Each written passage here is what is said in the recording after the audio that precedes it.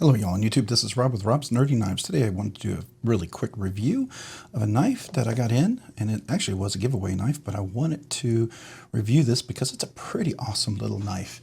Let's go ahead and get right into it. And usually with my reviews, I try to go through certain steps and everything, and talk about the design, the manufacturer, and everything like that. So let's go ahead and begin. This knife is the Kershaw Iridium. This is made by Kershaw. The designer, I don't know. I believe it's an in-house Kershaw design. I'm sure somebody can correct me somewhere down in the comments who the original designer is. But very cool design. It's one of those budget knives that Kershaw came out with that's not like, I don't know how to put this. Some of the budget knives, they have the assisted ones, are kind of cheap. They don't really feel like a really good budget knife, but this is absolutely the exception. This knife and like the Livewire are just really phenomenal knives. Kershaw's been pumping out. It's really, really great. So let's talk about this. The handle material is aluminum. This is black coated aluminum with a black lanyard hole, and then you have a deep pocket carry clip. It is steel. It's relatively deep. I mean, it's not super hidden, but it's pretty deep. Lanyard hole does take a little priority. It does maximize the handle to blade ratio, as you can see, which is pretty good. It does use what they call, it's kind of an axis lock. It's their version of the axis lock. Let's see here. What do they call it? All right, so I'm back. I had to look it up real quick. So this is the Iridium, and it uses what they call the Duralock.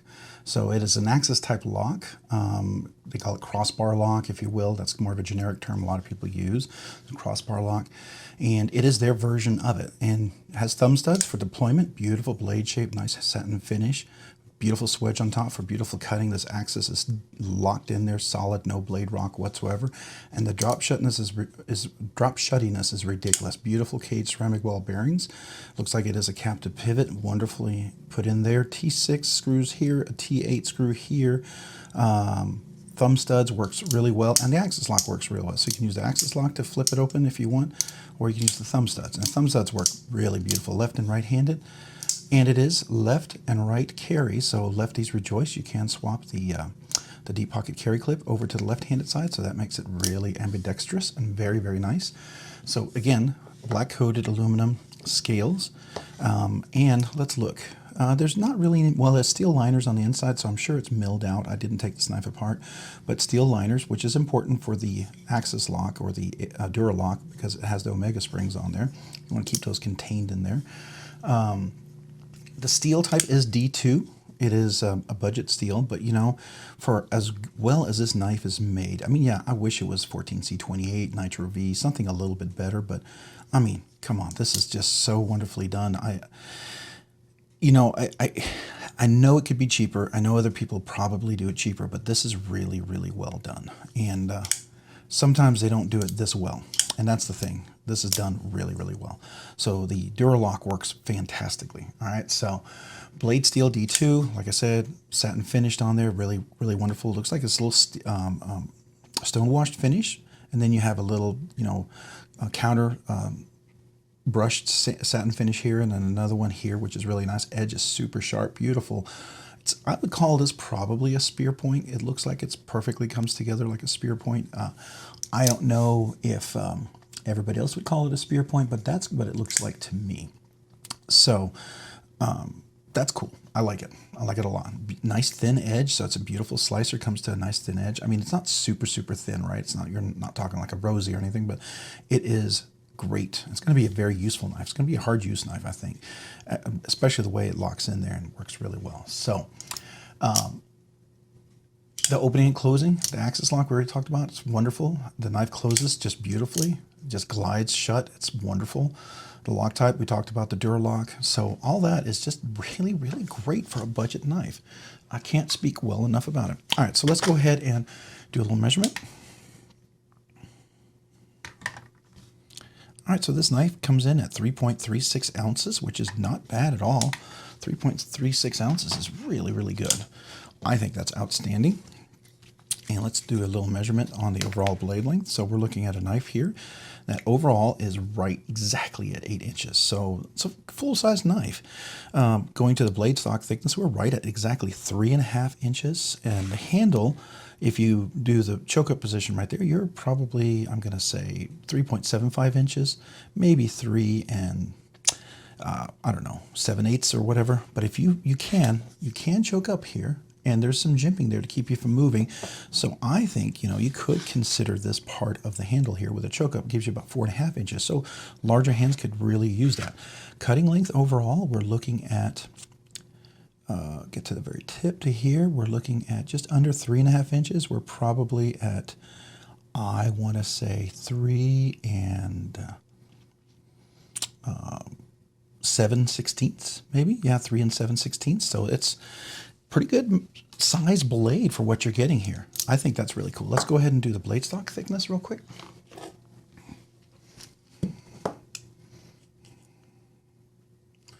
All right.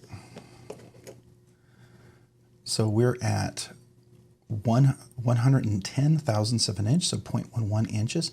Pretty thin, not super thick, but not super slicey, but still fairly thin. For D2 steel, it's going to be pretty nice to use. So that is the measurements. Let's talk about the category. It's under $100. I consider anything under $100 a budget. Absolutely a budget. This knife's going to run you, I'm looking at the price, around $65. If you get it at White Mountain Knives, use my code RNK10. You get 10% off. Consider that. You could save some money. Definitely may be worth considering. It might be a little cheaper. I don't know if it's $65 at White Mountain Knives. It might be a little bit more, but I think with the 10%, it's still a little cheaper. So go ahead and use the coupon code for that. If other places $65, I think it's a great deal. 65 is a great deal. So really nice. Blade HQ, BladeOps, and GP knives. If you happen to use those, I do have affiliate links down below. Please consider using those. Helps out the channel. Really allows me to do more things like giveaways like this was. All right, so let's talk a little bit about definitely a budget. Is this an EDC? Absolutely 100% EDC. 100%, no doubts. To me, this is like the best version of an EDC for hard use. You know, granted, you know, it's not a fixed blade. I wouldn't go out chopping woods. If you're going to go out chopping wood or logs or whatever, get a fixed blade or an axe. But if you're in a situation, this is a very solid lock. The axis lock is always really good. Now, the Omega springs, some people have had issues. I actually had one break, but I took that knife apart quite a few times, messed around with it quite a few times. So I think I probably had more to do with that axis, the Omega spring breaking than anything. But I will say that Omega springs are usually very reliable. So, you know, definitely EDC hard use. I think as far as a Duralock crossbar lock is, yes, absolutely hard use. I would not hesitate at all to make this hard use. Is it a collection piece? No, it's a budget knife. I mean, you can collect whatever you want. Go ahead, collect it. But I think it's more of just a hard use, great knife that you could replace once you beat the heck out of it or destroy it. But for some people, this will be a great, maybe long-term knife. You'll get many years out of use out of it. But I think it's a great knife. Like myself, I would have one of these in the car or something as a backup. If I was out working on the yard, I would use something like this. I have some other knives that I use for hard use like that. That I won't carry a nicer knife to, right?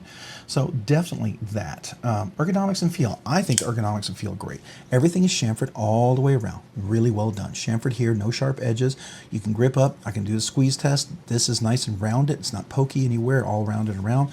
Doesn't dig into your hands. I can even choke up with the jimping. It's actually functional. It's pretty aggressive, but it keeps your hand from slipping for sure, especially with that thin swedge back there.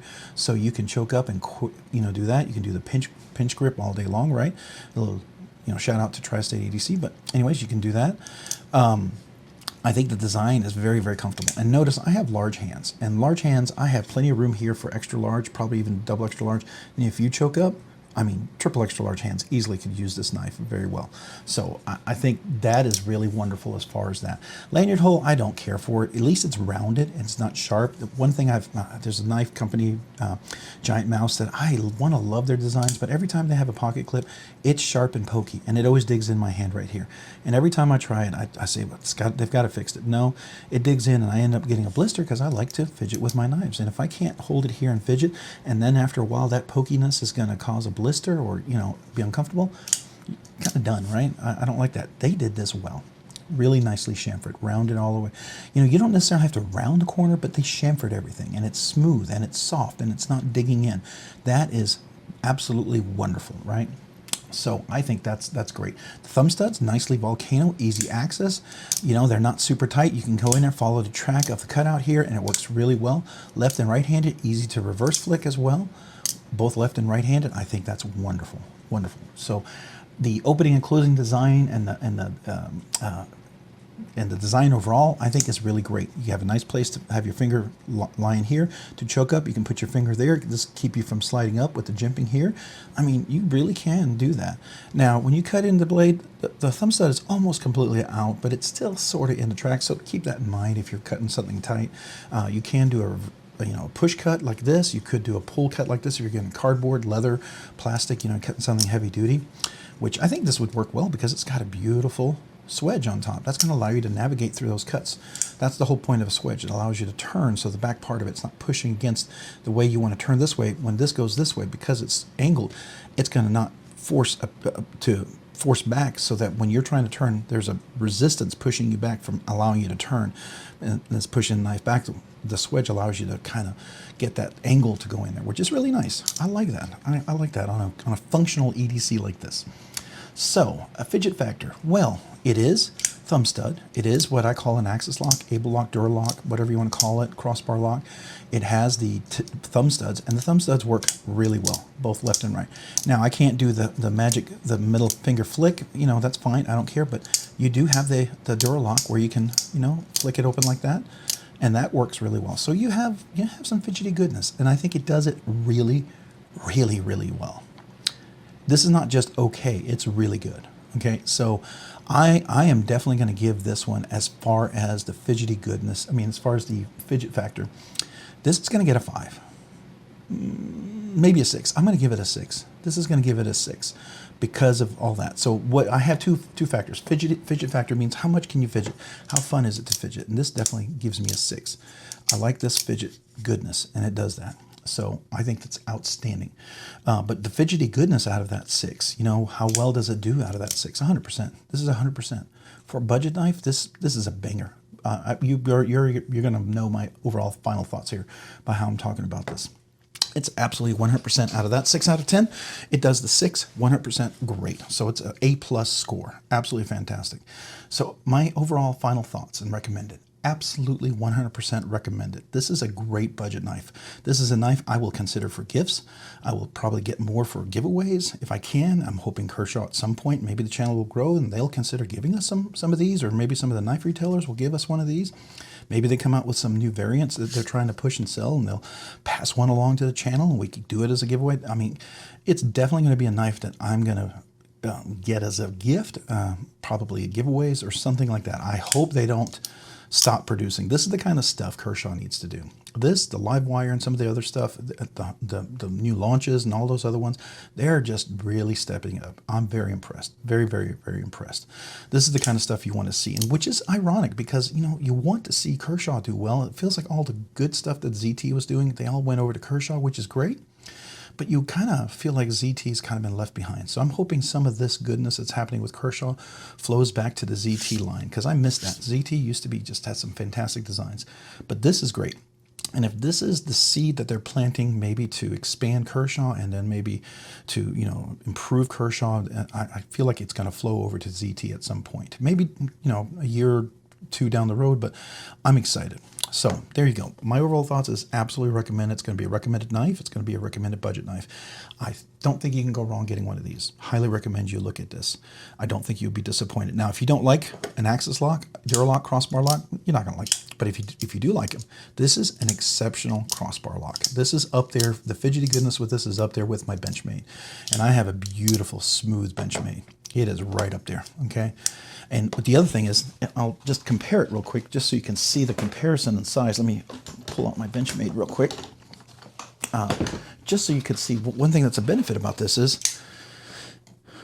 it's a little bit bigger. So, if you're thinking the Benchmate is the handle is just a little bit too small for you, this gives you options. It's a little bit bigger. The blade, it's a little bit bigger as well. So you get almost an extra, you get almost an extra, I want to say 3/4 of an inch, which can be a big deal, especially in the grip area.